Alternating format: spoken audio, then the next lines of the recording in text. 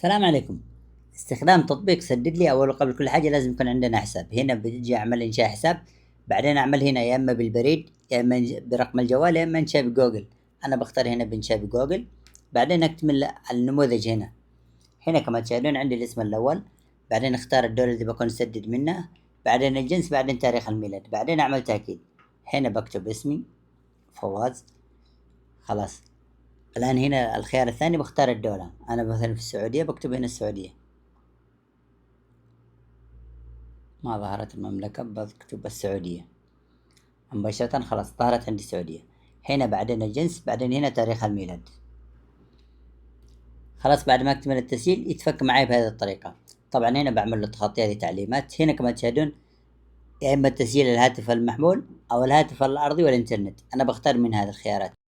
أحيانا ما تظهر عندنا إعادة الشحن، لازم نخرج من التطبيق ونرجع نسجل دخول من جديد. هنا كما تشاهدون خرجت ورجعت من جديد. الآن عندي ظهر هنا إعادة الشحن. هنا لما أختار الهاتف الأرضي ولا الهاتف المحمول بيجيني هنا إعادة شحن. هنا إعادة شحن، إعادة شحن إذا كنت إعادة شحن رصيد عادي، ولا هناك الباقات الجاهزة إذا أردت باقات جاهزة. أنا بختار من هنا الحاجة اللي أنا بحتاجها.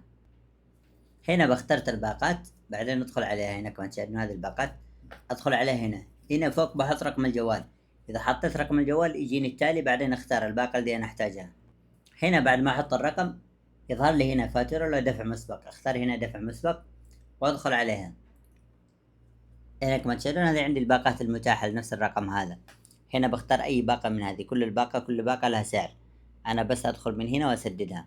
طبعا أنا بسددها حاليا من السعودية. هنا كما تشاهدون بالسعر، هنا بيظهر لي السعر. هنا السعر بالريال اليمني، لما أختارها بيظهر لي بالدولار، بعدين لما أجي أدفع يظهر لي بالسعودي.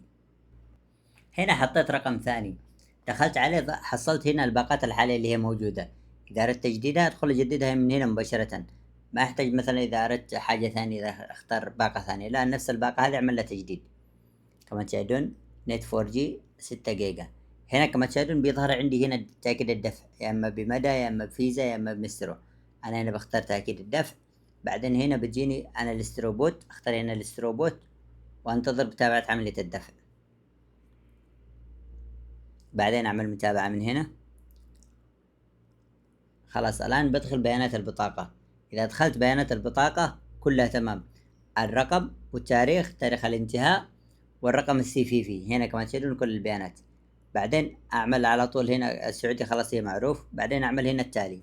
طبعا أول قبل كل حاجة بكتب الإيميل عشان تجيني الفاتورة عليه. بعد ما أعمل بيانات البطاقة أعمل باي هنا. الآن انتظر رسالة التحقق تجيني علشان أدخلها هنا. هنا السعر عندي بيظهر بالدولار. الآن انتظر رسالة التحقق تجيني على الجوال، أدخلها هنا مباشرة وأعمل تم الدفع. خلاص كما تشاهدون هذه رسالة التحقق وفيها المبلغ، لازم أتأكد من المبلغ. بعدين أعمل هنا أعمل تأكيد.